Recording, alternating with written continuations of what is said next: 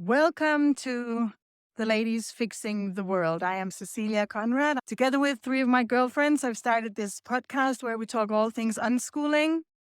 And I just love to talk to Carla Martinez from Tenerife and Sarah Beale from Australia and Luna Maj from Copenhagen, Denmark. So please join the conversation, listen to the podcast, and let us know what you think.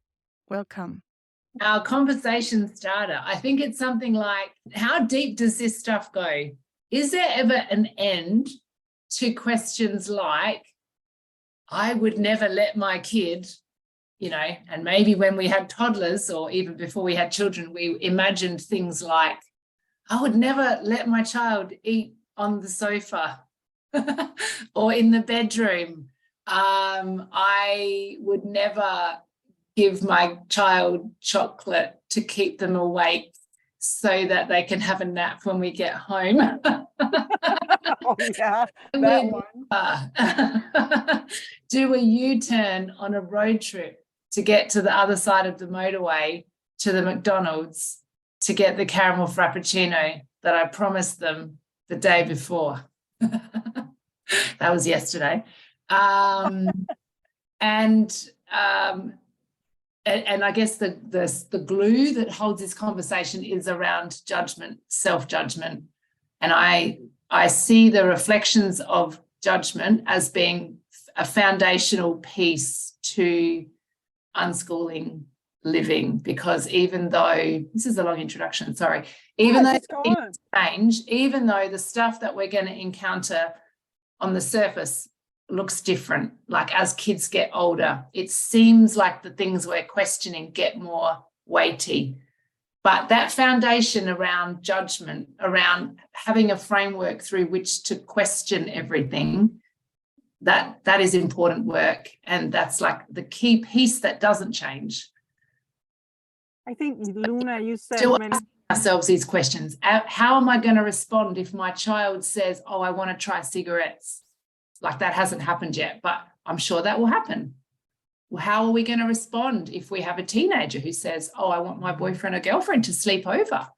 We haven't had that conversation. We're not there yet. But I have done this work where my kids said stuff like, can I eat in the bedroom?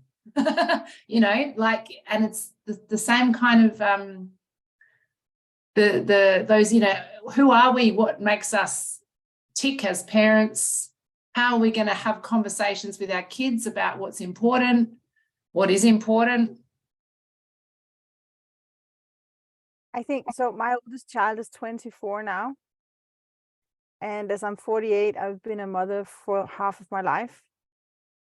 And I think we just talked about this morning how it's important to try to remember how it was before we became unschoolers, how life, what perspective we had, because it's so easy to agree between the four of us. We can be very much in agreement. But sometimes the things we say, then it ends up being a discussion of the good old toothbrush question, which will be misunderstood. And in a way, I'm trying just because I could come up with a few things, I would still say that's a no-go. We're not going there. But maybe it would be more interesting to try to think back. Which ones did I have before or in the beginning? Where were I'm never doing that. Mm-hmm. And when did they change? But I'm just struggling. I can't really remember. It's a very long time ago. Gosh, I know that. Yeah, Kali. I know before I had kids, I always thought the kids will do what I say. Yeah, it's like, yeah, because I'll be the mother.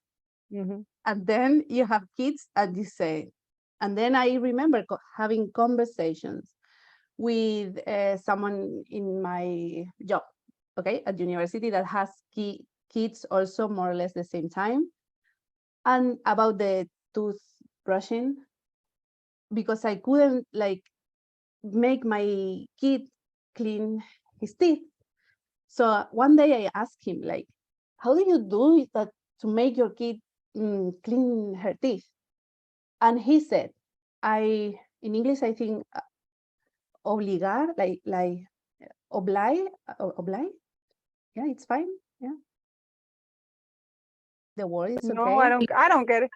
Yeah, No, so obligate, the translation would be obligate, but I think in English obligate. there would be some sort of coercion. Yeah. He maybe offered her a reward for brushing her teeth or something. No, it's only the word, like obligate. I don't know in English. Okay, but my question was like, but how? I mean, there is a point I can tell him, you have to, but then the next point is physical aggressive.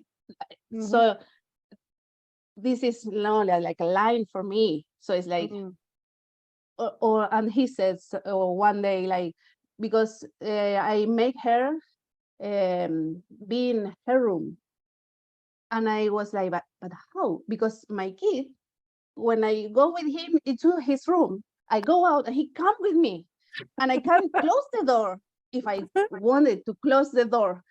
And it's like, this is not possible with my kid. Maybe no. And he said, no, my daughter, she sit in the bed and stay there. Yeah, that's not my kid. It's like, to me, and then I can't. So then it's like, okay, I don't know if it's the conversation, like, okay, what are you gonna do if you want your kid to make something? So then it's like, you make like this, like, no, I can't do that. I'm not going to do that. So you have like kind of surrender, I think, or like, so now what? Right? It starts with the brushing the tooth, how is it, clean the teeth, and at 2 years old, I have my like very like, oh my God, I can't do it, and I surrender. And I try other things, I don't know, but that was a really like a hard point. I remember that. Maybe the toothbrush is not that irrelevant anyway, because it might be one of the first ones where we realize there's something wrong with the I would never idea. There must be a reason the toothbrushing comes up. Comes up all the time. Because we do say, like, why are people so obsessed with toothbrushing? Why is this the thing that they ask? But you're right. It's like when your child starts to realize that they're separate from you, and that's kind of somewhere between, like, say, 1 and 2, they realize they can walk in a different place to you. They don't have to stand next to you. They're not attached to you physically. They're starting to, they're weaning, they're eating more food. Maybe they roll away from you in the middle of the night. They don't need your body in the same way. Then they're like, oh, what else can I do? I can refuse to brush my teeth. I can refuse to go to sleep. I can refuse to eat the vegetables that mum's put on my bowl. I can say words that get a reaction from people. Like it's like, oh, I'm testing. And some parents then go, oh, my child's testing me and I need to show them who's boss. And I can see that does work for some kids and other kids. And maybe some of us have got 1 or 2 of these kids in our family that they don't play that game. They're like, no, I'm in charge of my own body. And then we've got to find other ways to navigate life, which, and like you, Carla, for me, a lot of that has been finding the space that's in surrendering, which people find very challenging because they think that you have to have a fight for everything. Yeah. One day, this is not too long, like this month, because we have like here to go to the dentist and everything, that now we are in like where I was born, in Tenerife. Okay, so my daughter has a lot of, how do you say, holes when you cavities? have so if you don't clean your teeth, you will get more of this. Yeah. So then it's like, okay, one day I say, like, you are gonna pay the dentist, Greta, to my daughter. If you don't clean your teeth, you will pay the dentist. So then Roberto, my other son, say, this is like no, it's not blackmail, is another way, like a threat.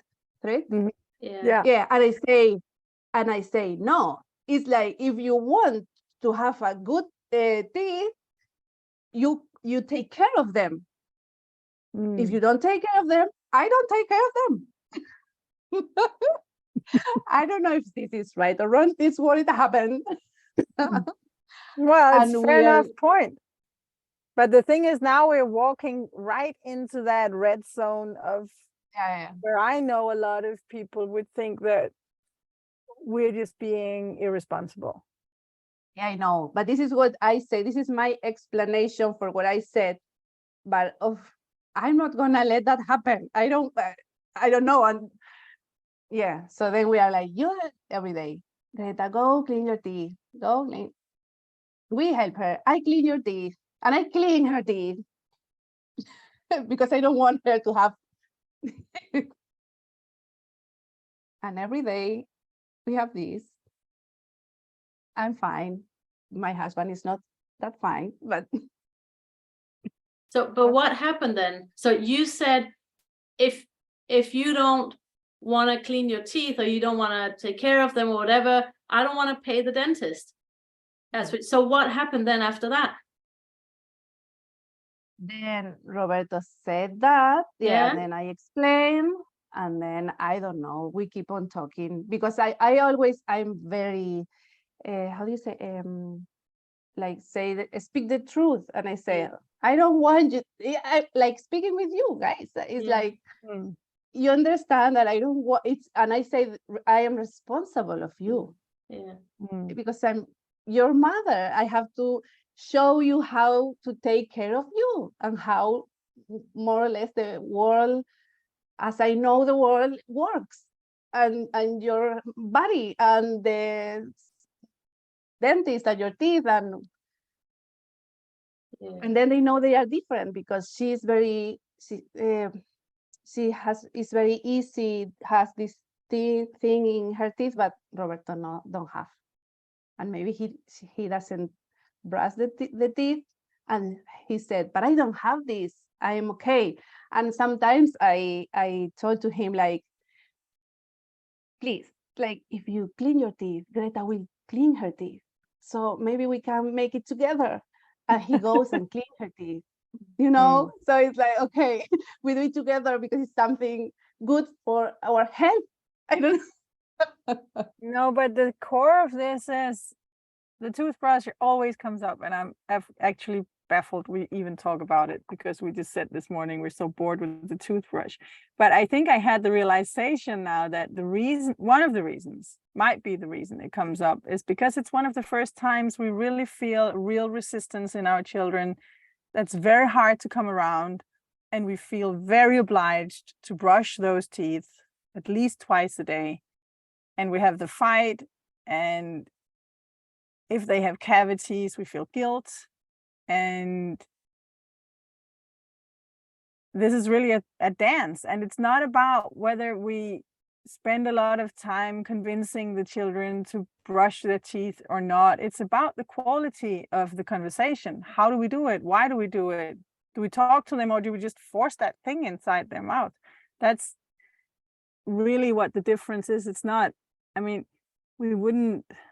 none of us would say we don't care about the teeth or about the toothbrush. It's just that we wouldn't use the force, as you said. I'm not using physical force. I'm not doing it. Yeah. I think because teeth are, you can see people's teeth, it's on our face, right? So it's a very visible, I don't know, it's almost like a metaphor in some way for other things that could be going on in our family.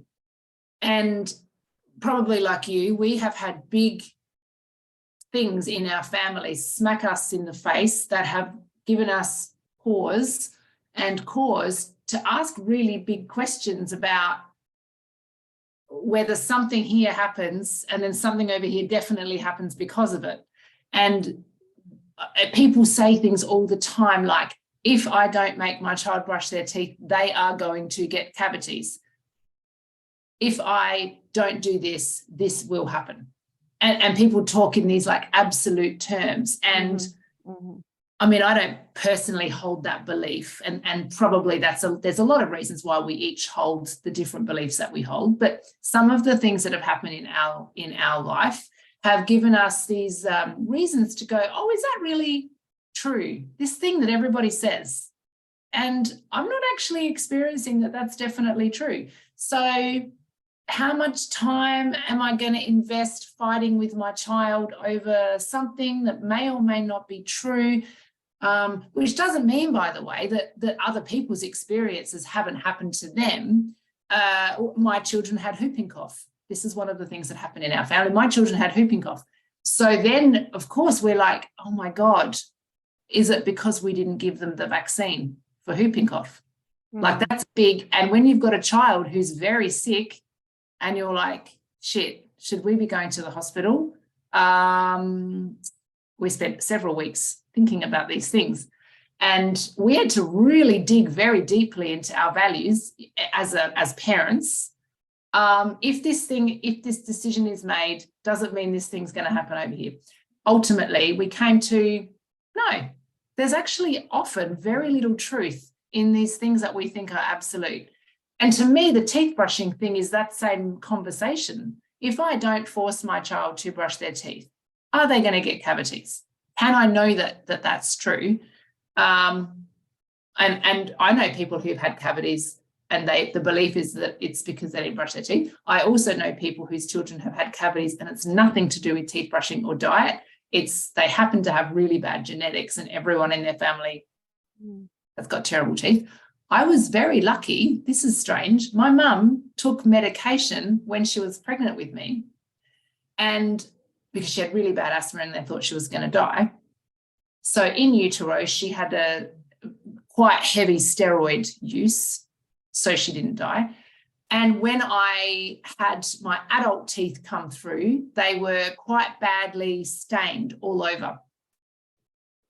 And ironically, the dentist always thought it made my teeth really strong. And I never had any cavities until I was in my, like, maybe 40. Like, I had one cavity. I've had one cavity filled my whole life. And it's not because my parents were obsessed about toothbrushing. It's not because we didn't eat sweets. Very run-of-the-mill childhood. So I don't have the personal experience that validates the belief, if you know what I mean. And I think that's at the heart of so many of these things that are issues for parents. They already hold a belief.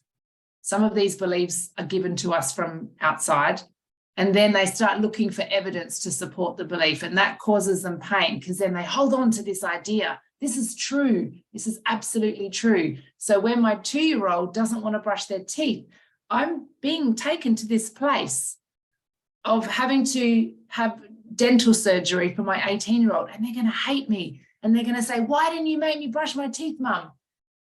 And they're just 2. But it's also fear, isn't it? That Yeah, we absolutely. are installed with these ideas about how the world works and what we're supposed to do, and fear of failing in a way. There's the fear of failing, doing it wrong, because we love our kids and we want to do our best parenting them. But there is also the fear of social judgment, like, what would other people think? We have this beautiful example when my now 11-year-old son was, I don't know, 4 maybe.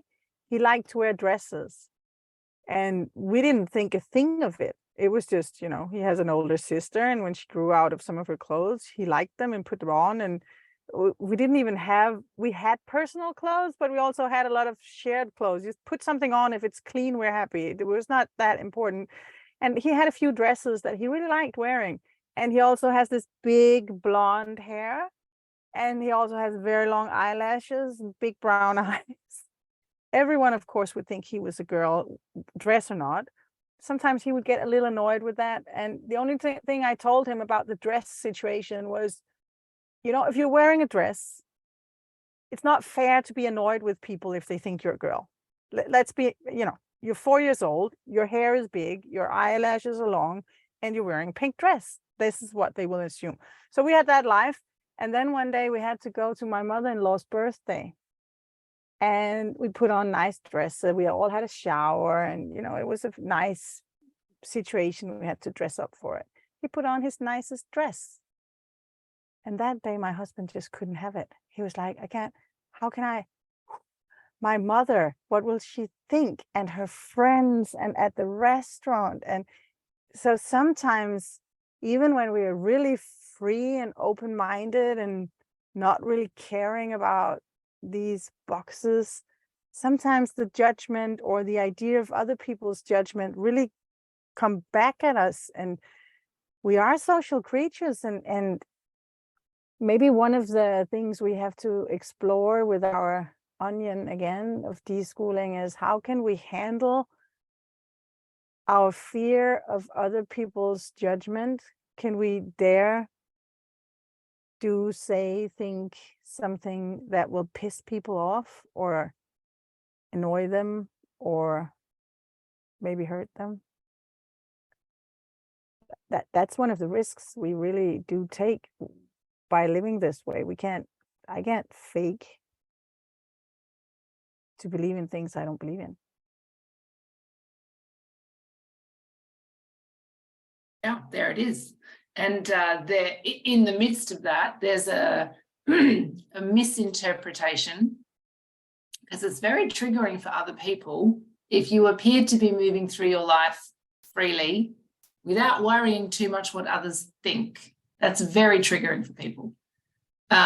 If people think that I don't make my kids brush their teeth, then they extrapolate that to I don't care. And it's different. Not caring what other people think is not the same as not caring for other people. It's different, I believe. And you can care deeply for other people, humanity, your community. You can care really a lot for them and not really care what they think of you. Yeah. But there is also this you can be the red cloth, that the fact that you're not doing it is questioning whether it's worth doing or not. I think especially the homeschooling or home-based children, we don't even have to talk about unschooling, just the fact of not letting go of them. It can sometimes be really hard to even talk to people, because all they need to do is to explain themselves and defend themselves. And I understand it, because it's painful to open that box and see, oh, I could have done something completely different. And maybe I should have. And maybe you're 10 years down the road, maybe it's too late. Maybe your kids are adults. Maybe, the window is closed. And I find very often myself in a situation where if I say what I'm doing, if I say what I think, then it's just shut off. I can't, and there's no contact, which is another kind of social judgment that we have to live with. That sometimes people just turn their back, go away. And are we afraid of that anymore? What about you, Luna? Well, Afraid of what other people think ever? now I'm just sitting thinking that it's also like, because it's kind of like the crossroads between, because it's not all about fear, it's also about what Sarah was just saying, caring. That there's also the aspect of not needing to upset other people, like not needing to put other people in a place where they will feel bad about themselves, or they will be upset. Like it's a line, isn't it, to walk and to like, be free and speak your truth and all that.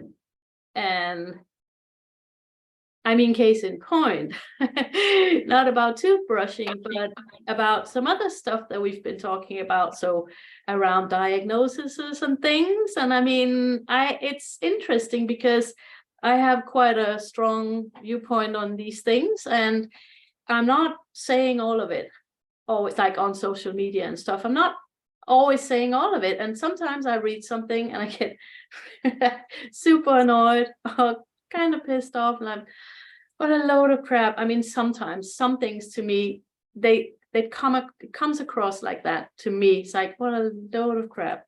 And I want to say something and I do it, but then I don't hit post, because that's something I've learned over the years.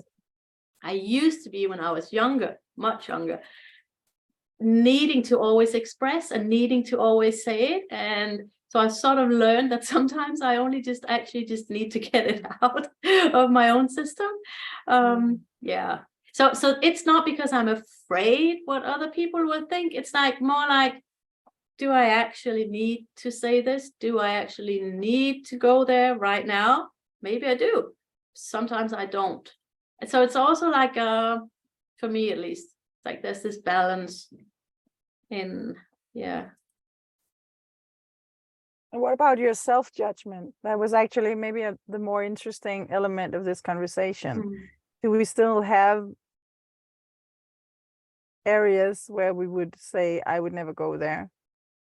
Or I couldn't? I don't think I have personally, no, not really, because I've really learned that it's so depending on context, and it's so depending on personality, and we're always moving, we're always evolving. And yeah, so no, actually those words always and never. I mean, it's like, I have stuff where I'd say, oh, I wouldn't do that, but I just want to sort of leave out the never, because it's like where I am now. Nah, I wouldn't do that. But I mean, I might in 5 years, 10, I might think differently. Yeah. You know? So yeah. There's this a nuance, I guess, between judgment and like reflection or accountability. And I think that term judgment, to me, whenever I hear or imagine judgment, there's a weight to it that's a heavy energy, and there's usually some shame attached. Like if I'm judging somebody else, that goes beyond just having an opinion. It's like, oh, I think that the thing they've done has good or bad attached to it. And so if I'm thinking about myself, it's going to be the same. Like if and I have been through that for sure, where something would bother me about somebody else, which was usually actually a finger pointing back at myself, and there was some shame attached, right? And I've done a lot of work on this myself, and I wouldn't say I never do it, but I think that there is a difference between looking at something like critically, maybe it's something that you're doing or one of your children are doing, or something that you want to change in your family or in your dynamic or in your own life, and you can go, oh, I'm not happy with that anymore. I actually want something different now, and I'm going to move towards it. But there's no shame attached to it. I'm not saying that anything's bad or wrong or evil or undesirable. I'm just ready for something new. And to me, that's got a different energy and is much more helpful than judgment, where there's shame, because I think that the judgment can be really paralyzing and often is linked to some kind of fear. And it feels much healthier to go, oh, how about we think about doing something different now? We're ready to open up a different kind of space in our.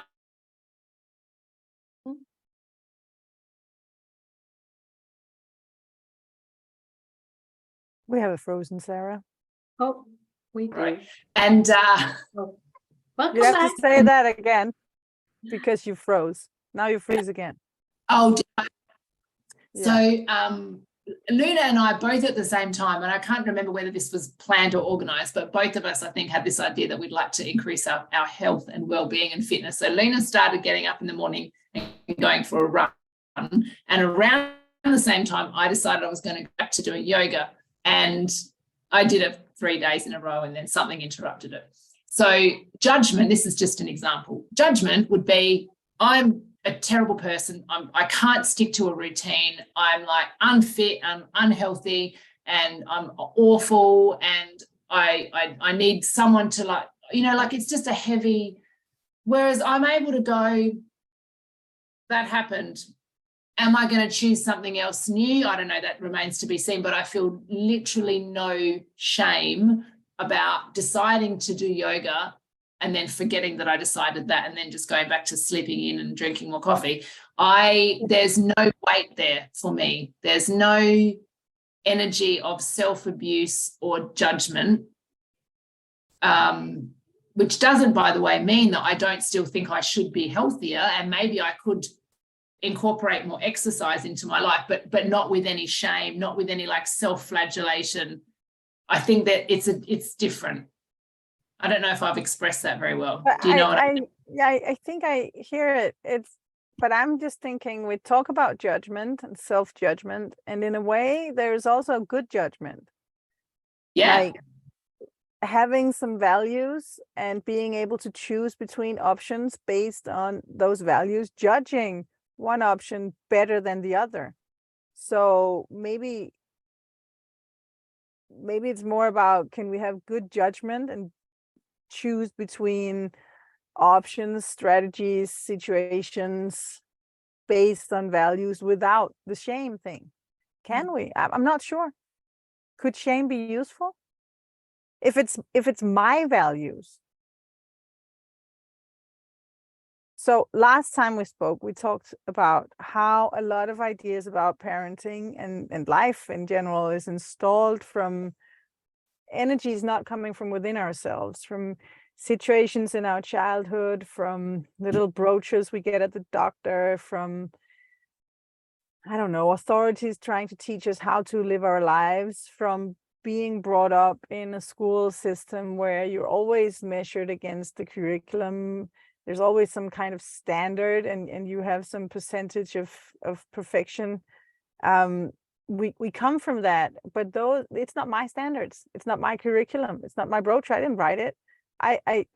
So peeling off those layers is kind of a simple thing to do, and all the shame that follows those layers, we don't need that because we didn't choose it. But what about the things we choose ourselves?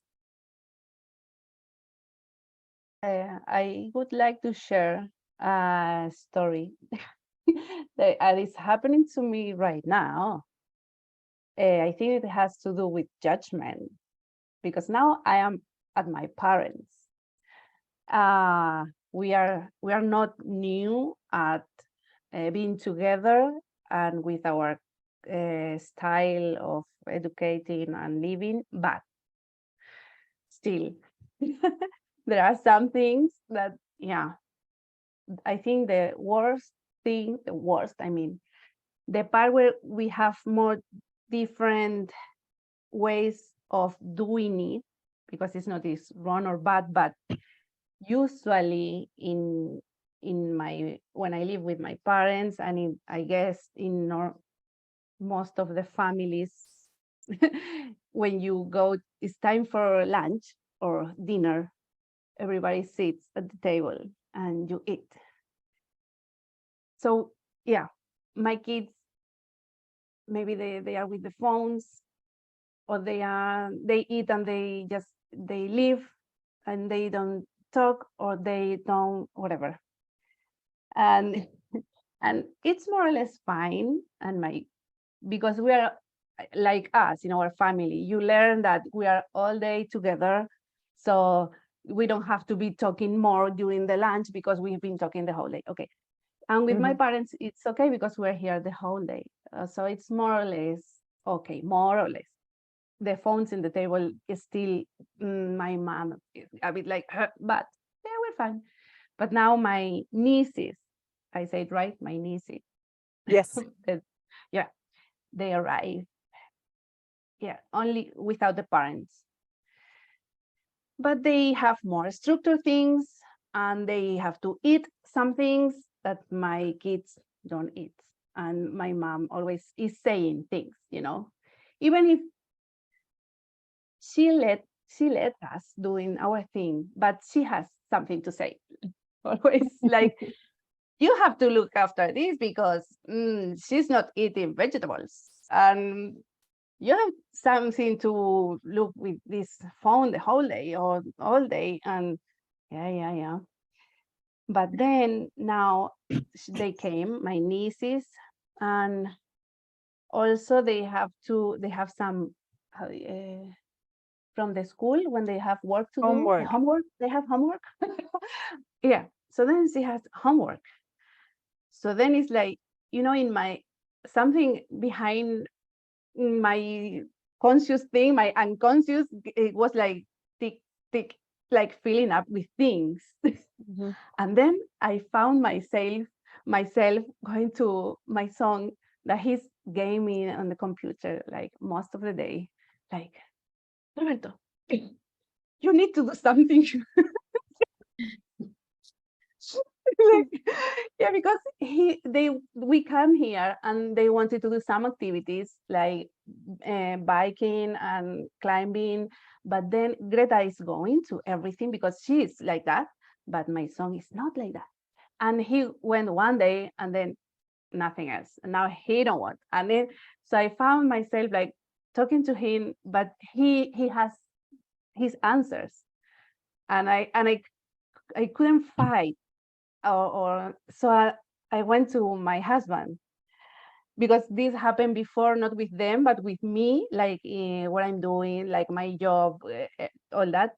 So I thought this is the same. And I went to David and said, I think I have a crisis on needing to fit in. Yeah. I need to fit. I have a crisis on fit in, because I recognize like they are doing all this, and I have this in my programming, even though. So this is very something I wanted to share with you, because then talking to David, before talking to him, I thought, what if instead of being here at my parents with my super school nieces, I would be with you guys. How would I feel? And then I was like, everything will be okay. Or if I was alone with David and the kids, we will be fine. Like, yeah, okay, maybe we propose some things, or what are we gonna do? Yeah, but I wouldn't feel this push from somewhere. like yeah. So I think this has to do with the judgment of the other and my own judgment, saying, what are you doing? Because I was like, what are we doing? My kids are doing nothing. But then when I'm in that point, David always come and say, everything is fine. Like, they are doing the, and it start like, when you are in one side, the other one put you like, and say you're the things you always say, they tell you all these things. They feed it back to you. But I think it's a very valid, for me, it really resonates with me, that story, because I feel it still. And I normally consider myself very, very well rooted in my unschooling lifestyle and my trust in the process and joy with the freedom we all have. But then sometimes if I hang around someone with more structure, or where the kids accomplish things, or I mean, sometimes I look at it, I'm like, oh, maybe they should study something, or maybe it would be better if I maybe didn't exactly push, but at least had more conversations about. I know how this feels that you share this. If I'm deeply inside a situation where people live in a different way, and it's people I love, because otherwise obviously I wouldn't spend time with them, then I get kind of uncomfortable for a while with what we're doing. And I talk to the kids mostly about it. I just tell them, now I'm uncomfortable, please help me. And then they say, Mom, just breathe and have a cup of coffee, it's okay. And make a cake. They always take the chance to say, make a cake, then it'll be all good. Yeah. Hey, some of these reflections though can be really helpful because, well, first of all, you have an opportunity to dig more deeply into what are your values or what are your desires as a family. So it's a little bit like checking yourself, like, okay, are we still good? Are we still good where we are? Yes, we are. Or, and this comes up a lot in the unschooling world, I'm going to say something controversial. Sometimes it's not okay. Sometimes actually there is something else required. Maybe there is not in your example, Carla, but I'm saying this can be a chance for us to go, is everyone okay? Oh, maybe someone's actually not okay. Maybe one of my children is telling me that they actually do want something else. And then that's my job as the parent to go, okay, what's going on here? So I don't think it's always a negative thing, which is what you were saying before, Cecilia, like around using our discernment. And I still don't ever think shame is helpful, but certainly there could be a little voice going, actually, Mum, you've missed something. Something's going on with one of the kids, and we need to dig into it a bit. And how we respond, I guess, as an unschooling family is a bit different to how another family might respond, because it is just usually going back and like talking to our own children, which lots of people forget to do. You wouldn't believe how many people, this would happen with all of you, I'm sure, contact me and say, this is going on. And I'll say, have you spoken to your child? And then they'll say, oh, no. So I just heard a parent a few days ago about the screen time thing. And this parent said, we agreed on XYZ rules. And I said, who agreed? Who made that agreement? Clearly not the children. We agreed. It's very often the parents make a rule and then they tell the children, this is the rule. And then we agreed, which is not having a conversation. So I agree that the conversation, and you're also right. You're very often right, Sarah. I mean, what can I? Yeah, what can you do about What can it? I do? Just shine. Just shine. No, well, we just had actually something very close to what you had, Carly. We spent some time with a family that used to be unschoolers, and now the kids are in school because they're in a country where it's just too illegal and impossible. So the kids are in a very nice school. But so we had a lot of talks about schooling and not schooling and being unschooled, and the kids are more or less the age of my children, so they're quite old before they started having a school experience. And so the whole thing came back up, and I had this in the back of my mind. Is it all right? Should we study more? Not from a point of view where I decide we have to study, but because we actually like doing things that looks like academics. And I talked to my children, and one of them said, the problem is not that I don't want to study. I do want to study, but we're so busy doing day trips and moving around, and I never know where I'll be tomorrow, that I cannot find the space for it. If I have the space for it, I would love to start a math course. I would take up Shakespeare again. I would enjoy doing my chess class that we actually paid for, and it's right there for me. But I don't have the bandwidth because we're road tripping all the time. And then I sat down counting and realized we've been road tripping since February 1st, which is kind of now in the middle of July, a very long time to just keep going. And so in this case, in my case, it was not just me feeling pressure from the outside. It was the pressure from the outside resonating with something. There was something wrong, not wrong. They said, we love the road trip, but it has to stop at some point. We have to have like a break so that we can do other things than looking at landmarks and meeting people and going to festivals and climbing mountains. if we are to read Shakespeare, we need to sit still. And we like reading Shakespeare, but it takes time and space and silence, which we don't have. So it was a very good conversation that came from my, I mean, could have been too sure of the unschooling strategy and not had that conversation. Just saying, but I did it because I don't like feeling insecure, or when there's a little alarm, there's a reason. And sometimes it's an irrelevant reason that I have to peel off that stems from my childhood or my upbringing or some weird old idea that's not even mine anymore, but it's still there because I forgot to throw it out.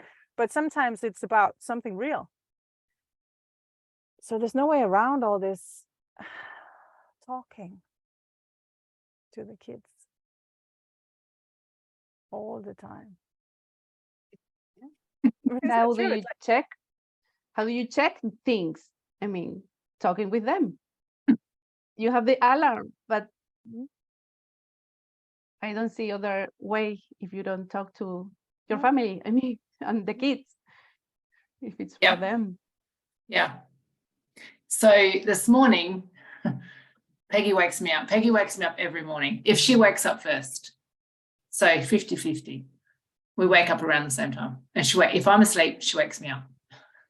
I hate being woken up. I just like to gradually, and but for some reason I've never actually thought to ask her, why do you wake me up? I just get annoyed. I might say, why are you waking me up? But I don't really want to know. I'm just annoyed that she's waking me up. And this morning I'm like, why do you wake me up?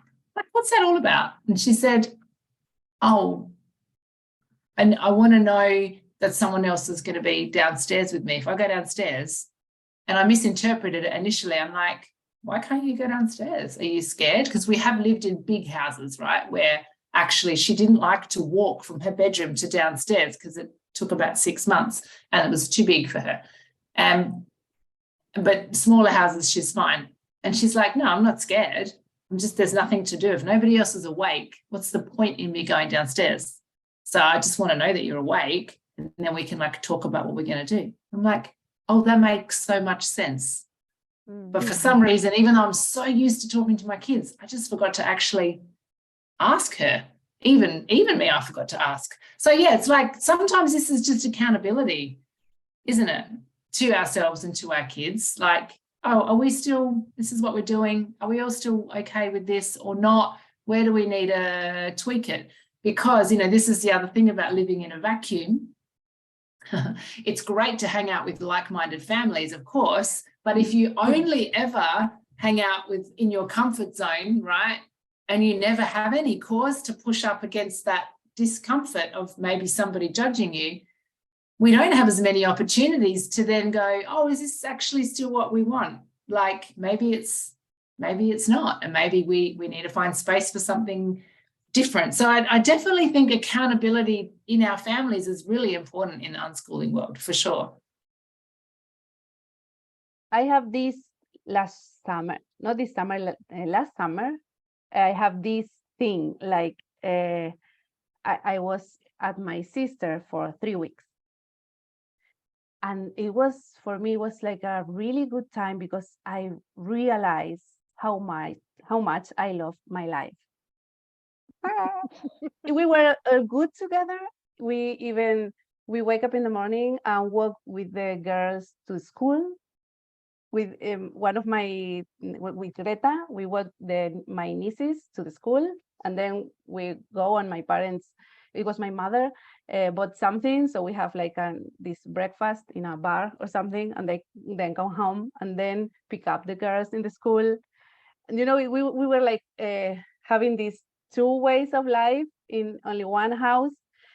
With there were some rules in the house. So I talk a lot with my sister to see, okay, how can we do that? Because you don't want your kids to eat before they have dinner, but then my kids always have something else before going to bed to eat, but not her kids. Okay. So then it's like, okay, we can wait till the girls are going to bed. So then I speak with my kids, like, we have to wait. So because they don't eat another time after dinner. So it was kind of I don't know, like a challenge for me, my sister, my mother, the kids, everything. But also I was like, I don't like this life, like what they are doing, like waking up in the morning, the pushing in the night, so they have to go to bed, so the next day they are, all this. So in that last summer was like this, like I love what I'm doing. And even my mom was kind of like agreeing a bit of, like, we were more, not happier, but calmer in life. Like we can choose, we can, all that. Yeah, but still now this summer it's different when you are at your parents. And then, yeah. And also I think sometimes depends on how are you, you don't have always the same energy. So when you have to be like, you need strength. Sometimes, like today we were having lunch outside, but Greta, they have all the activities the whole morning. They are going to dancing something. So when she's tired, she doesn't care about the world. She doesn't mind anything. So she's in the sofa with the phone, doing her things. And Greta, go, we are going out. You need to go out. We are going to have lunch. So she came, but she almost didn't eat. She didn't want anything that was prepared. So I hid something that was already from the other day. She didn't eat it. So she went inside again. And I have this, like, the idea of the judgment of the others, So yes, I finished my food and I went to her, like, okay, because I want her to eat something, not because nothing else. Like, okay, Greta, you need to eat something. What do you want?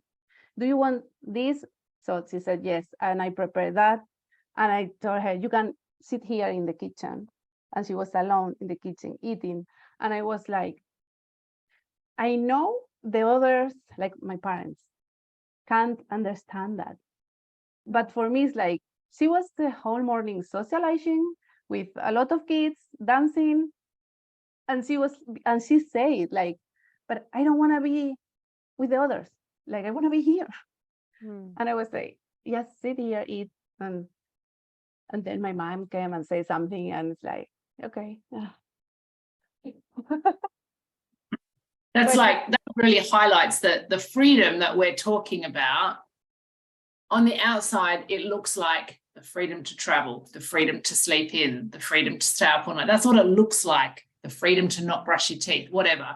But actually, really what we're talking about is the freedom to listen to yourself, and that our kids are learning by living what that really feels like. The freedom to have a feeling that I don't want to eat, or I do want to eat, or I want to be by myself, or I don't, whatever the thing is.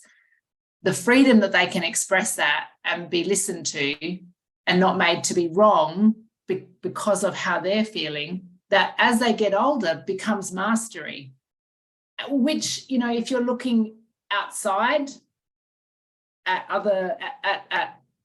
the world, is severely lacking, like mastery of your emotions, mastery of expression, mastery of relationships, just like having a sense of yourself, how that then relates to other people, how we move through the world confidently with all of the pieces of humanity, all of our human instincts and emotions embedded in this notion of confidence. And this is what we're fostering in our children.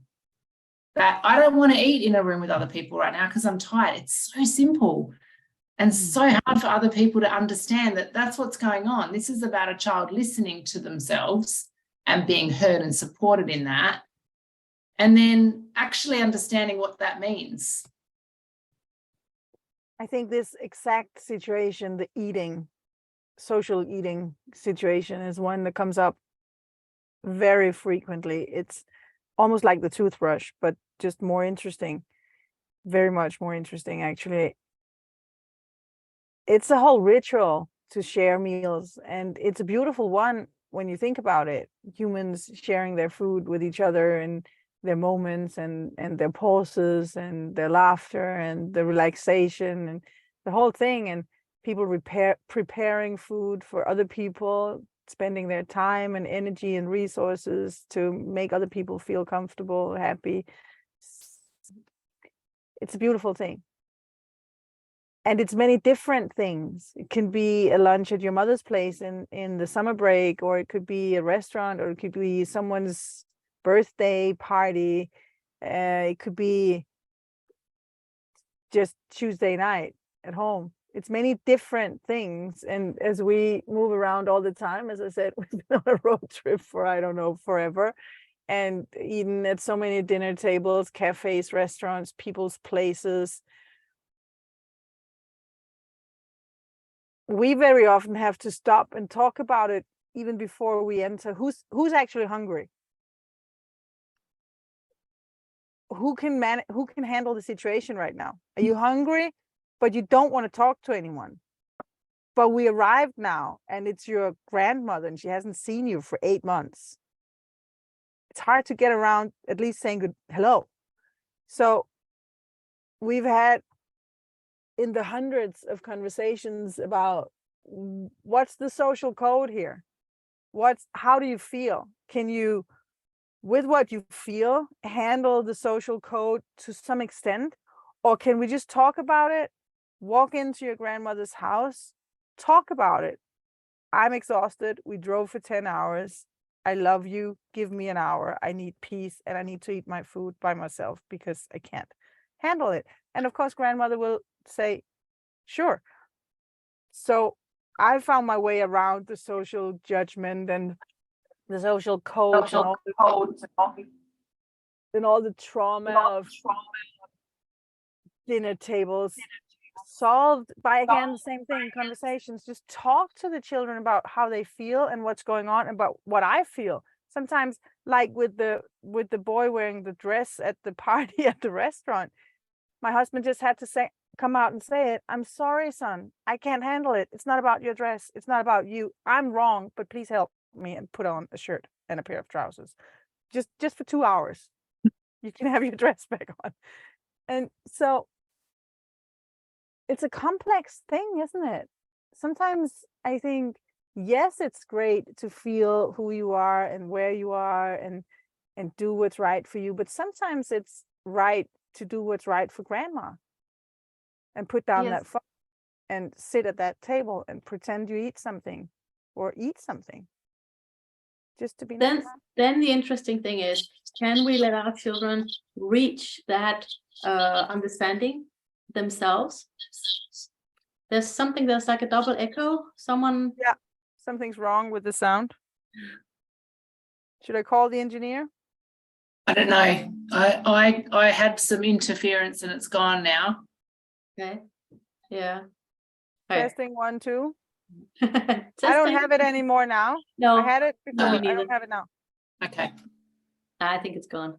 Yeah. Okay.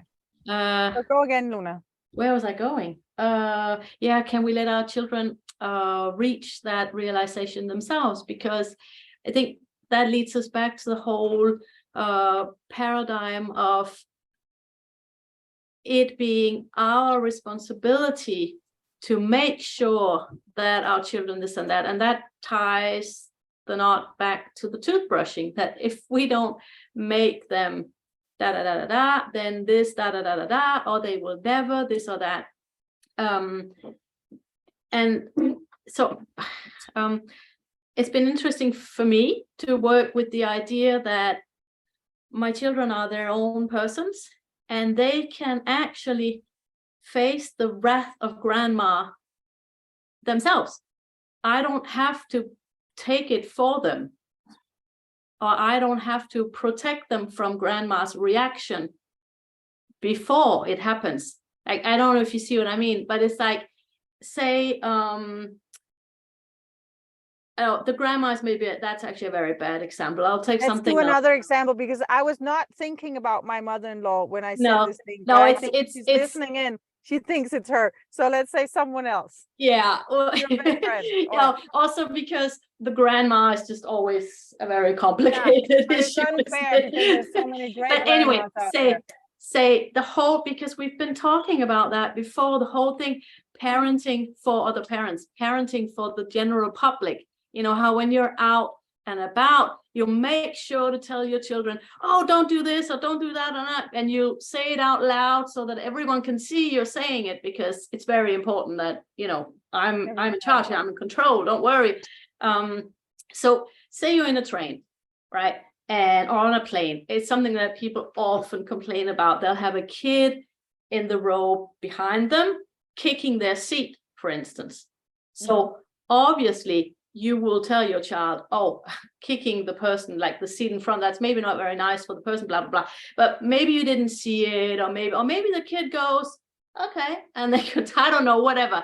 My point is, for me, it's been interesting to work with the idea that it's also okay for the child to experience that other person's reaction. That other person gets up, turns around and goes, hey, buddy, that's actually not very cool. I don't like that. Please stop, or whatever they'll say, right? And even if they'll say it in a way that's maybe not super nice or whatever, it's like, that's a real life experience of how my actions impact others. Well, if I do this, someone else will feel like this, or they will react like that. So I'm not saying to not intervene, to not give our children information about how their actions will impact others or anything, but we can also get to a point where we intervene too much and we don't actually let them have their own experiences. I don't know if you see where I'm going, but I think a lot of times parents have a skewed vision of our role to make sure of something, rather than like accompanying our child or our children in a situation and helping them guide it. And I don't know, I can see on your faces that I'm probably not being very clear in what I'm saying. I completely get what you mean. I get it. I'm just thinking something, because there is also, I agree. We cannot and should not protect our children from everything. I mean, the more experiences in many ways, the better. And I'm happy they have them while they are still my children, and I can be the one to work with it afterwards. Okay, that was shocking. How can we handle that next time? And, you know, maybe we should have done or should not have, or whatever. So I agree. But at the same time, I was just thinking, if I looked confused, it was because I was thinking about this thing. Don't tell my child what to do. Don't interfere with my parenting, which is also a thing. Such a fine line. Parenting, though, a child kicking the seat in front, that's him invading someone else and bothering someone else. So I know, but there is a social code, Luna, that maybe that person on the seat in front of you would not tell your child off. I know. Out of respect for your child, maybe being shocked by being told off by a stranger. And he would turn to you and say, can you please make your child stop kicking me? The person could say nicely or not nicely, it doesn't really matter. But there is a social code there, and I don't really know where I stand with it. Maybe I just stand in a flexible, sometimes it's okay to say something directly at a child. Stop throwing stones at the slide at the playground. It's annoying sound for everyone else. That could be a thing. And sometimes I would go and tell the parent, could you tell your child to move from the end of the slide, because no one can actually use it as long as he's sitting right there digging his holes. Sometimes, you know, sometimes you can't talk directly to the child. That would be a little too overwhelming. And sometimes you can't talk directly to the mom, and because that would be interfering with parenting. It's really complex, isn't it? Yeah. And, you know, we started out this conversation by going like, how deep can we really go? And And this is this other layer around, for me anyway, erosion of community and the lack of interconnectedness. And even in the unschooling community, maybe especially arguably in the unschooling community, we are overwhelmingly nuclear. And so we've got our mum and dad or whoever's in your family and our children, and this is it. And then we're shutting the doors at night and we're in our little, this is our little pod of safety. And actually, our relationships outside of our home, in our community, have become so fractured and so eroded that I actually think people have lost a sense of what could our social code actually be. So the story around parenting for probably 2 generations is that the parents of the family are responsible for everything about their family. Nobody else can tell their children off. Grandma can't have a say. Grandma's not allowed to even say what goes on in her own home because the parents are in charge now. And of course, we're responsible, I think we all agree, for kind of steering the ship, so to speak. But actually, we do live in communities, and I want to live in a community where I can talk to people outside of my home. And I love seeing my children talk to people outside of our home. And I love talking to other people's kids outside of our home in the park, or people's kids that I know well. But definitely there's also some times that I'm thinking of where people have, where even when I've been right there, feeling like I'm involved in the situation, somebody else has come in and approached my children or a child that I'm with in a way that feels undermining or aggressive. But is that only because I too have fallen into this idea of thinking that it's only me that can parent my children? Because in terms of like how our human race thrives, I don't think that's actually the way to do it. I actually think we want to invite other people into our families and our home and our communities. And if we really do want to, then surely, yeah, we've got to be okay, or we've got to ask ourselves, how can we be okay with those sorts of natural consequences that you're talking about, Luna, which means we've also got to be okay with other people holding our kids accountable if we don't or can't or aren't there or choose not to, whatever the circumstances are. So like, that's a really like deep kind of question. Like, are we okay with that? If we're not okay, why? Is it because our communities are so broken down and we really don't think anyone can look after our children as well as we can? So then there's also this feeling of like, well, what if we're not right about everything? What about other people having a say? What about other people being able to say, I don't agree with that. I actually don't think your child should be allowed to do that. That is having an impact that's negative on other people. And we should be able to say that. And that's quite uncomfortable for parents. And there's also that self-judgment again, because that person in the front row turning, talking directly to my child will then make me feel like, oh shit, I should have done something. I was a bad parent. That the whole, that person's look on me, that person is judging my parenting right now. It's just, there's so many layers in it. And yeah, it's just really interesting. So it's not, it's not the, oh, we should let other people do this or that, or we shouldn't. It's more like the whole, conversation context thing again, like just being aware and like evolving and judging the situations as we go, because we can't like set a rule that is, oh, it's better that they hear it from other people, or it's better that they hear it from us, or like we can't make some sort of like fixed rule, right? It has to be like, it's always in the context. I remember like talking about this, I think, with you guys when we were in Normandy, and I have like a different point of view, like, because I asked, something was happening and I said, why don't we say something to some kid? I don't know. And I think it was Cecilie, you told me something like, no, here, like, you cannot tell directly to the kid. Maybe it wasn't you, I don't know.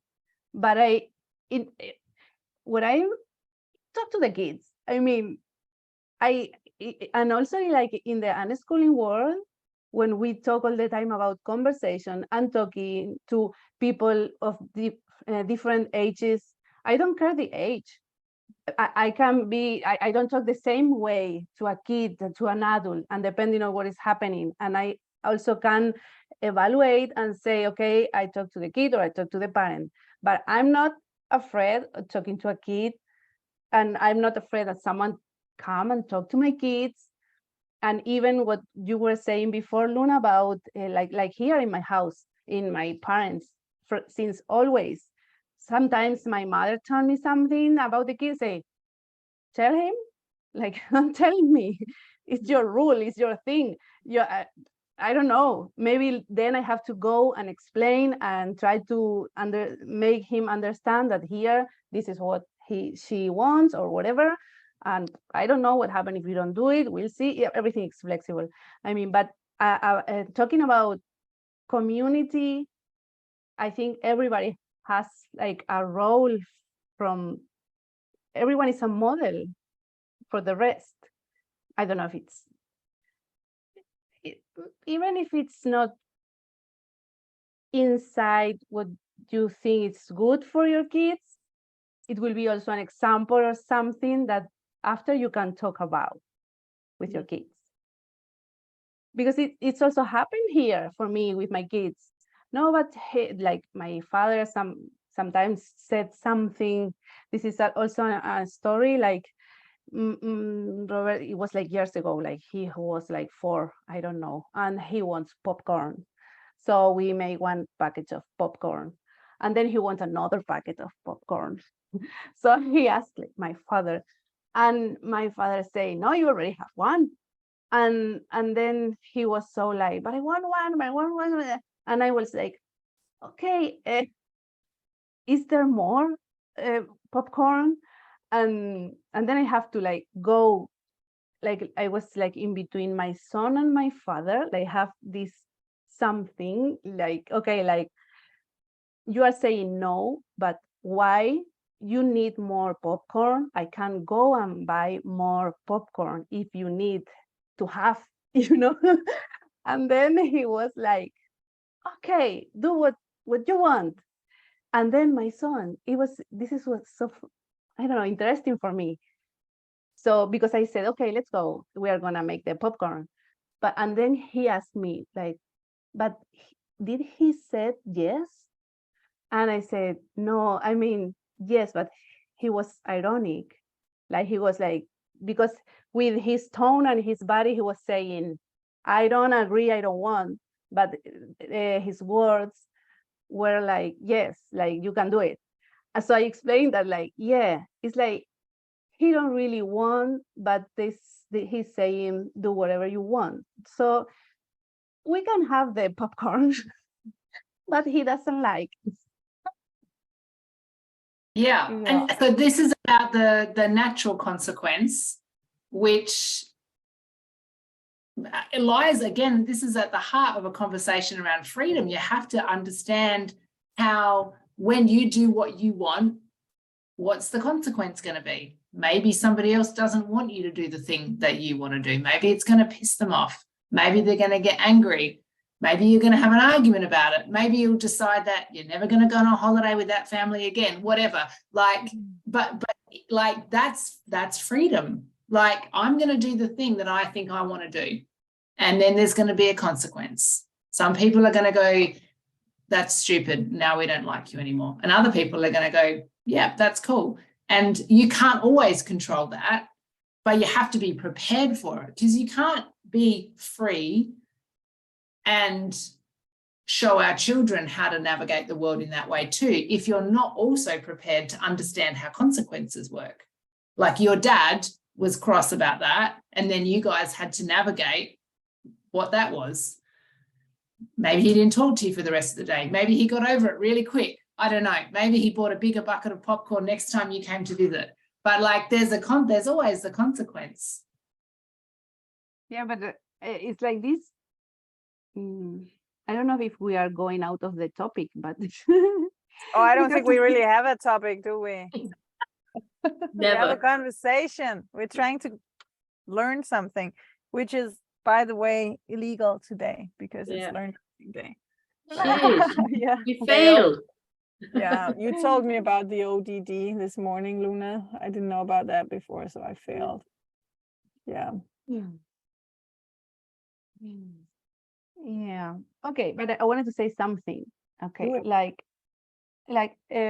not with my dad, but with David. Sometimes he also get like angry because someone else of our kids do something and he don't want. But my question always is, but is he hurting you, offending you? He's doing something like about you, and it's like, I don't see why are you getting angry. He's doing, like it has nothing to do with you. For example, if he eats a packet of popcorn or whatever he does, he's not hitting you, he's not hurting you, he's not, why are you so angry? I don't know if I can explain that. It's like the popcorn with my father. Why are you getting angry? Do you need the popcorn? Do you what it is? You don't like me to eating popcorn? Don't look at me. I don't know what's the problem. Because you think that one packet is the amount you need to eat, and you don't need to eat anymore, because then what? I don't know. I think the Or we popcorn's gonna come to the then you go to the place where then you are doing something, when I used to explain that, I can't explain it now, like you are making like a proving my authority. That's not the word, but it's like you are not doing what I'm saying. Yeah. No, because I said one, but then you say two, but I'm the adult, I have the thing. I guess it's also a lot of this. I think there is a lot of this. There's a lot of because I said so out there. A lot of it. Yeah. Yeah. And a lot of it is I have this feeling that I should say that one box of popcorn is enough. And there's this very, very interesting idea going on out there that if I said it, I have to stick to it. Yeah. Oh, that Yeah. one's That's a really bad one, really toxic one. Whereas I think we can agree that if I said no and my no is questioned, that's my space for growing. I have the chance to look at why did I say no? Why did I feel so strongly this has to be this way? And maybe I can figure it out, and maybe I can't. And in my experience, maybe because my children are not small anymore, I actually get to say, you know what, I can't handle this. Please, can we have more popcorn tomorrow? Because I'm not having this fight with my dad or whatever. I'm not having this social judgment that's clearly going on in this situation if you're having more popcorn. So what about just giving in and allowing for other people's arbitrary rules to stand? We're in their house, we're in their territory, we can just leave, and then we can go and buy 1,000 kilos of popcorn and eat them when we come home. Sometimes I ask them that because don't have the bandwidth for personal growth, don't have the time in the situation. It's not now is not the right time for a fight. And they're really nice probably because they are used to being listened to, and because they're not small anymore, so they know how to wait, and they know if I say you can have all the popcorn you want, just wait 2 hours, because then we're home and we can make all the popcorn we want. Sometimes I give in to that. Sometimes I don't want to grow or work with myself or whatever. Sometimes I'm like, oh, could we just have this coffee table with these people not sticking out too much? We already. I'm so tired of growing. I'm so tired of growing, and I'm so tired of fighting for my personal freedom, and I'm so tired of being the odd one out and explaining. So how about we sit here with our knees touching each other, put out the pinky, drink the tea, have the conversation, say goodbye. That's it. And then we eat popcorn or whatever. But isn't Sometimes that also like that? Like, to me, that's kind of the same thing that I was trying to say in the beginning about how you don't always need to go there. You don't always need to pick the fight or tell your opinion or whatever. Like that's the, hey, it's actually okay. We can actually just let this slide and then be wild and free by ourselves, because in our family it's precisely the same experience, and our kids are the same age. So it's, I think that's what people, like, going back to the thing in the beginning about if I don't make them do this, then they'll never do that, or blah blah blah. So people think if they don't regulate and make sure, you know, say please and thank you and all that, well, they're never going to learn to be able to be this way, except they are, because it like just comes with time and maturity and practice. And like you said, most of all, being listened to, and being like I usually say, you know, the more kids are used to getting their way, well, the less it's actually a problem when they can't, because that's the scarcity thing again. It's like when you know that, well, I can actually have all the popcorn that I want after. I mean, it's not such a big deal to let go of it. So there's a lot of like, yeah, just giving and learning that way. I was thinking when you go on, Carla. It's just that I keep on coming to my head because you are saying, Cecile and Luna have said several times, like, or maybe I don't know. Okay, like talk to your kid and say, okay, you can now, you need to do that because is the one having the problem. I cannot handle this. I cannot whatever. Okay, but if your kid is like, now Greta maybe because he's smaller, but he's like, it doesn't care what you cannot handle now. I don't care. I mean, it's like, I can do nothing. It's like at the beginning when I say, well, how can I oblige my kid to clean her teeth if I don't like make something physical?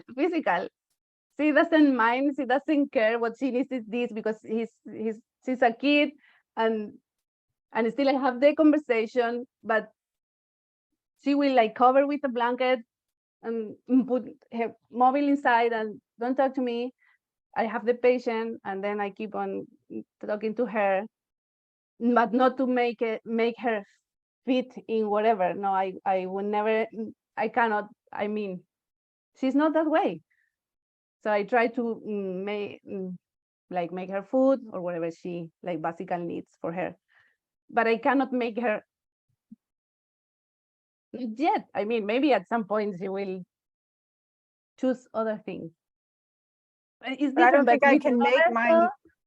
Okay, with my other kid, he's more rational. I can talk, like, he can understand, if you do A, you will get B here in this situation with these people, this. So yes, more often I can get with him with this. Not always, because he's free. And he wants to eat upstairs in his computer. But sometimes I talk to him like, we're here, we're all together, here's your cousins here, it's your grandparents, please be for a moment here. And I'm doing this for not, you know, like my family, this social code, whatever. Yeah. But I cannot force my children, I would not force my children to do things they don't want to do. I'm just being honest about it. If there is something I can't handle, or if there is some, let's say we have rules in our family. For example, we have the rule that if we do sit down and have a meal together, like everyone at the same time at the same table, we put down the phones, no phones. Then it's a moment for conversation, and we can take them out if we need to Google something to figure something out. But usually we avoid that. That's like a family rule. It's not a rule where you get a punch in your face if you do it anyway. It's just like, hey, please remember, it's nice to have some moments where we're actually looking at each other's eyes, not the phones, and we usually do that when we eat together. We have the same rule, and it's not like I made it up. We talked about it. If we go to a restaurant, especially if we go to a restaurant with other people, we don't bring the phones. No one's playing Minecraft or watching YouTube whilst sitting at the table. If they need to do it, if they're like, I'm done with this conversation, I've had my food, it's nice, thank you very much, but I can't, this is not interesting, then just go somewhere else and do it. And in some situations, if they're like highly formal, maybe we're having a lunch at a restaurant with some business partners and our kids are there, I just have to prepare them and say, you're not doing it. You're sitting there. I have to ask you to sit there. You eat your food, you don't pick your nose, you use the napkin, you drink the water from your own glass, not from the bottle. And when you're done, you say, thank you. And then you can go sit in the van and play whatever games you want and eat all the popcorns you feel like or whatever. But this is a situation where I need you to behave in a specific way because I just need that. But we can talk about it sometimes like for 3 hours beforehand. So everyone are in agreement that this is what we're doing. And if they don't want to do it, they can just not join the lunch. But sometimes, yes, I ask them to do something and I would be very pissed if they took a blanket over their head at that restaurant and sat with their smartphone. I would. But there's something very, very important though, Cecilie, in this, isn't there? Because I was waiting for that. I mean, I know you, so I knew it was coming. But it's like you said it. If they can't do that, they can just not come to the lunch. Well, there you have it. That means that if they choose to come to the lunch, they are choosing to comply, abide by, live by the rules that count in that particular situation. So it's completely normal to expect someone to go by those rules when they know it beforehand and they choose to come. So I also tell them to hush at the library. Well, obviously, I mean, yeah. So, but I think the tricky thing sometimes is like not tricky in that sense, but is that people miss that very, very, very important, essential part of it's a choice to go there in the first place. It's not you saying you have to come, and by the way, you also have to do all this because I want you to do that. Yeah. And you can't have popcorn. Yeah. I mean, that's just super important because I really think that's the crux of many of the things with parents is that it's because people are like, well, how's that ever going to work? Because they think inside the framework of I'm wanting my kids to do this particular thing or behave in that way or whatever. How's that ever going to work with all the freedom you're talking about? But that's because the basic thing isn't there, like the choice from the kid's side. Yeah. But I mean, it's 5 minutes to 5, and this is a whole new. We probably should. Well, we could there now. So maybe define the whole new, then we have the starting question for next conversation. And I have just one more question I would like to touch upon today. But you do it, Luna. What are we talking about next time? Oh, sorry. What am I doing? What are we talking about? It's 5 minutes to 5, and this is a whole new conversation. Yeah. What whole new conversation? Children's personal choice? I don't know if it's a whole new I just thought, it's something that we can dive into again. But I guess just the basic paradigm of like, can kids actually have the choice about everything? Like, yeah. And I think that we've been talking about this a lot lately, Luna and I, over coffee in the mornings around like setting our kids up and ourselves up for success, and how, because our children are older now and we've been reflecting a lot on when they were little, how did we navigate those early years so that they actually understood how to dance with freedom when they were smaller in a maybe they had this. Can you see? They had that. They didn't have the whole paint pot, right? We did not give them the whole paint pot when they were 1. We just gave them a little bit of paint. And then they got to know how to manage that amount of paint. And then they got older. And now they're allowed to pour their own paint. But my children did not pour their own paint when they were 2 because I didn't want to clean up paint from the walls. So they just had the small. and then they gradually learn how to manage more. And that's a bit that is often missed in unschooling. And then it's unfair on children who then do things that people are not comfortable with. Maybe they were given the whole paint pot. They couldn't manage the whole paint pot yet, and then everyone gets cross with them. So I think there's a lot of value in talking about how we can create some of these foundations, because it is important. I think it is important, and it helps our children learn how to navigate the freedom gradually as they build mastery over time, so that when they're older, they actually understand the weight of some of these conversations in a way that they can't when they're younger.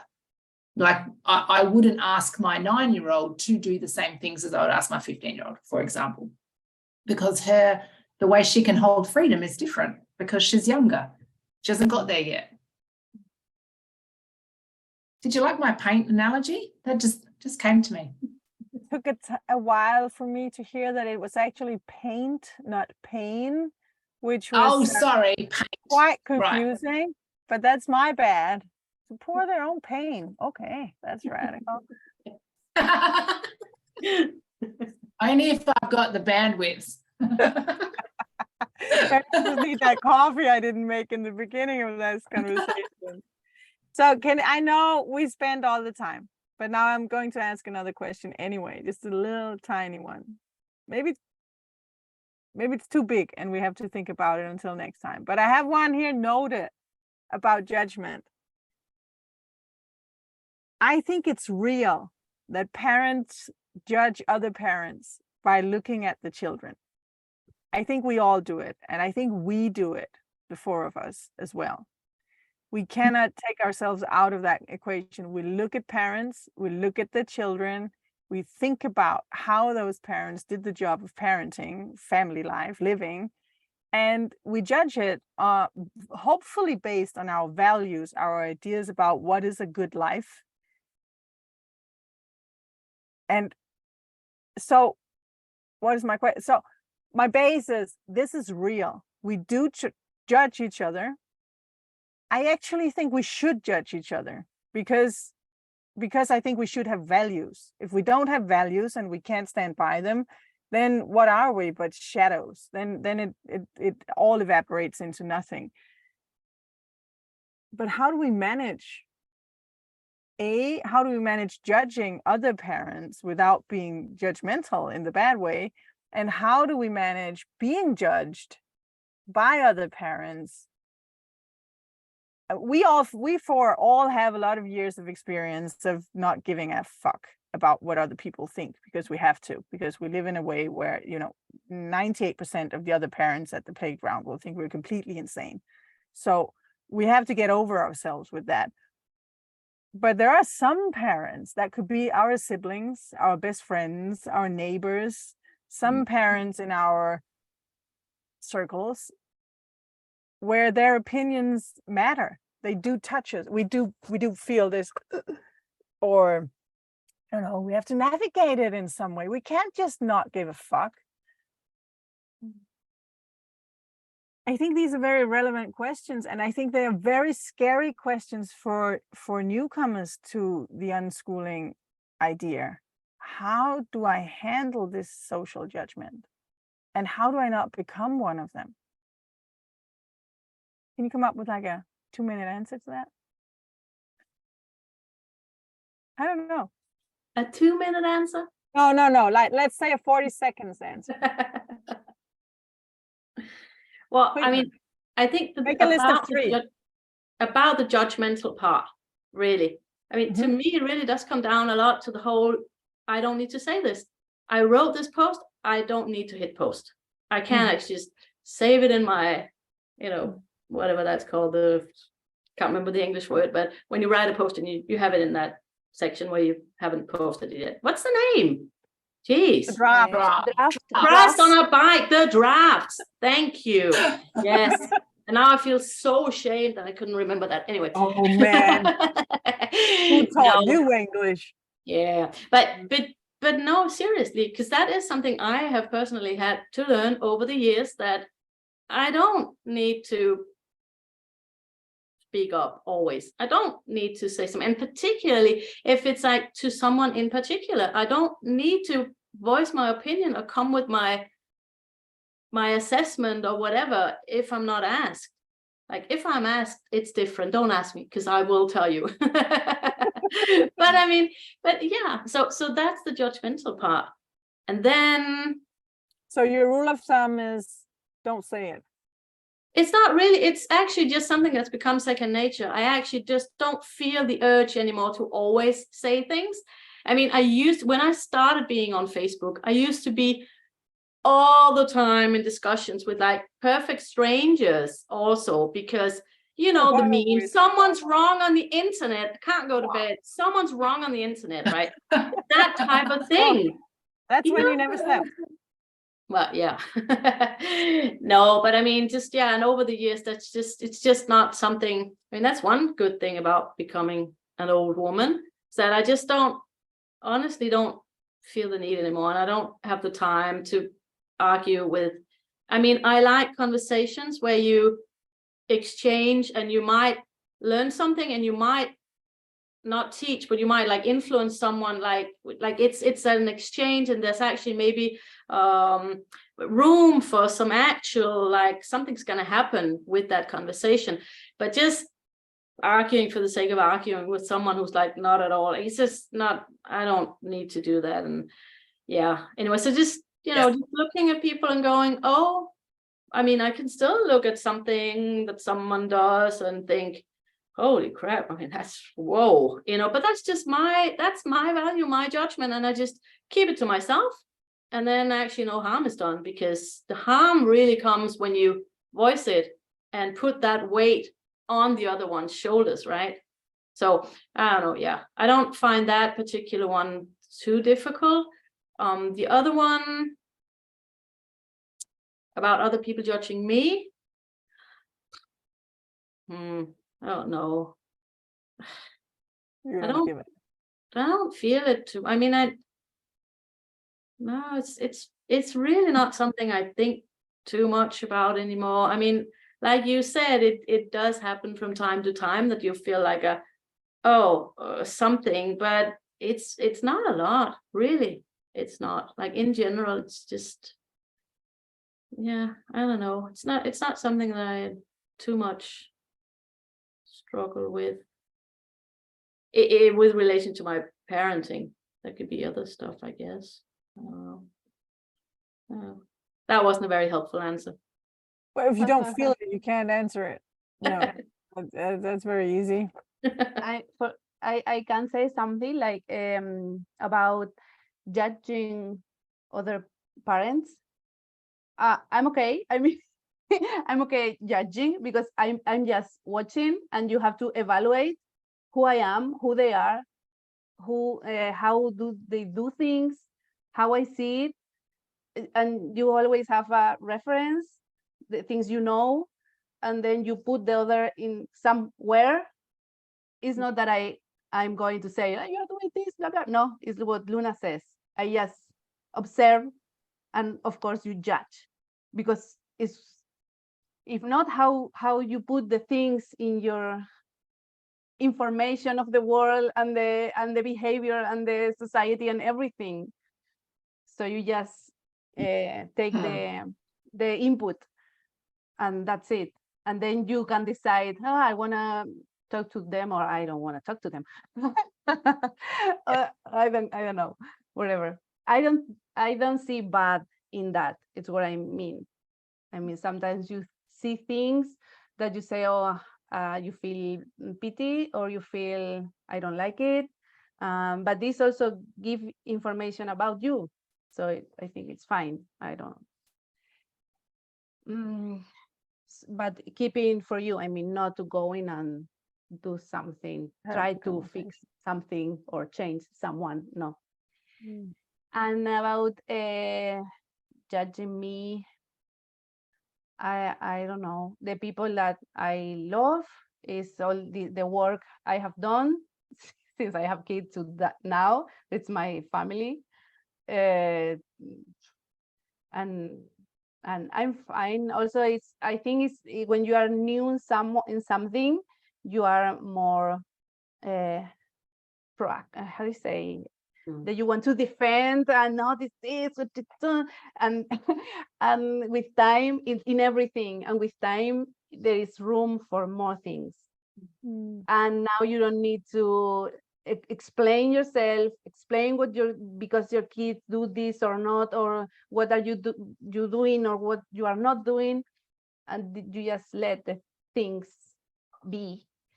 And if someone asks, you answer, but the answers are different depending on the person who asks. Yeah. Sometimes you just say like, yes, and that's it. Yes, yes. Or no, no, no. Yeah, we are here. Yeah. And if they are you know that if they are curious, then you explain a bit, and then you see, and then you And if someone came like more aggressive or questioning, there is a point where you know how to answer, like just like assertive, no? Is English assertive? Yeah, I think so. I'm not native. Assertive, yeah. But it's a process and it's a path everyone has to walk, and it's easier when you have people next to you and you can see how they do it, but still you in your own process you're gonna feel the inside. No one is gonna take this part from you. You have to like walk the path, because everyone has his own also relations with the people and your own like security, self security. I don't know. Yes, it depends. And also the people who, if you have people that support you or not, yeah, this also it's a point or not, if you're alone or if you're not. It's dependent on the situation, like everything. It is. I think it's just about judgment can be a really bad and judgmental thing, and judgment can be a room for improvement, whether I'm being judged and I feel it and I get to think about, why am I reacting in this way? Why is this even important to me that this person thinks this thing, or I think this person thinks this thing about me? And it can be, on the other hand, a very beautiful just mirroring, looking at the world around me. And if I see something and I feel that person is stupid or that person is doing it wrongly, and then I have the room for figuring out, why do I think one version is right and another version is wrong? And I think also that's why we're so aggressively judging or in explaining in the beginning, because we need to understand what we're doing. And now it's more like less important, because it's interesting to talk to you women about it, but it's not really a thing I think about all the time on schooling. Yeah, I think it for me, thinking about judgment, or when that word is used, it very much, the energy of it very much becomes about assigning rightness. So with the example of debating people online, someone says something, do I need to prove that I'm right by coming back and saying something else, or actually do I not really care about being right or wrong? Like, that's just not something that's important to me. And then there are times where it smacks me in the face, and I'm like, oh, I still have this need, I'm still holding on to something here, I'm holding on to something to be right about this thing. What is that about? So judgment or self-judgment, or even perception of judgment from others, can be really useful in going deeper into that accountability. Like, do I need to be right, or actually am I really happy to just move through the world causing no one any harm? And when I look at somebody else and perceive that they're wrong, it's the same thing. It's like, oh, that person's doing it wrong, that family's doing it wrong, that mother's doing it wrong. and it might as well be the finger pointing back, of course. And it's just I don't fear judgment. I guess it's one of those things that I used to think, oh, I don't want to be judgmental and I don't want to be judged. And really what I've done is let go of that paradigm. But of course, as it still comes and hits me sometimes. I don't need to be right. It doesn't bother me if somebody else is right. It's being the role of like an observer as opposed to being pulled into these debates. And if I was to strive for anything, although I guess I don't love the energy of the trying, but it would be that, like being able to like observe these things without any like weight of needing to say if it was right or wrong. Yeah, so for me, it is probably continued opportunity for deeper reflection and deeper accountability. Because, you know, what happens if something in our family is presented to us and we do actually decide, oh, we actually don't want that. We don't want to go past that line. You know, we were talking before about having teenagers and we just haven't got there yet. You know, are there going to be some things where we go, no, that's actually not right for our family? And is there a role in judgment, or maybe it's discernment then? Like, no, we actually don't want to go over that. Yeah, I'll keep you posted on that one. My oldest is only 15 and a half. But you know, and I guess I hope that we will continue to navigate those things with grace and thoughtfulness, which feels nicer than judgment and making people right or wrong. But it's hard. It's as if it's complicated, like most other things. I'm afraid we cannot land this conversation with some beautiful little thing, but our time is up. I think we need our coffee. Any famous last words, or should we do like a poll, like for the audience, like what size of brain is the best for coffee? Oh yeah, and then we can finally figure out who's right or wrong. Yeah, it has to be in Spanish cafetera. I don't know what's the English word, the Italian mocha thing. Because you called it espresso machine this morning, the mocha machine, mocha pot. Me.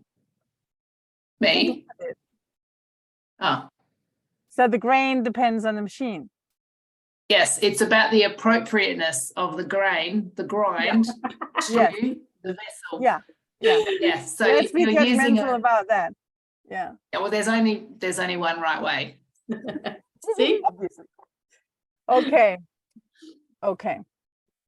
I think we had a great conversation, and just like last time, I am here 1.5 hours later. My brain is completely, no more battery anywhere. I don't have any extra power banks anywhere. I can't even finish this in a beautiful way. I just have to say thank you. It's always very nice to talk to you women. You are so smart. And I like growing. I even like failing, Learn Nothing Day on purpose, because I talk to you. It's always a pleasure. And I can read out loud because I took notes. We have how do we create foundations for personal freedom when our kids grow up? And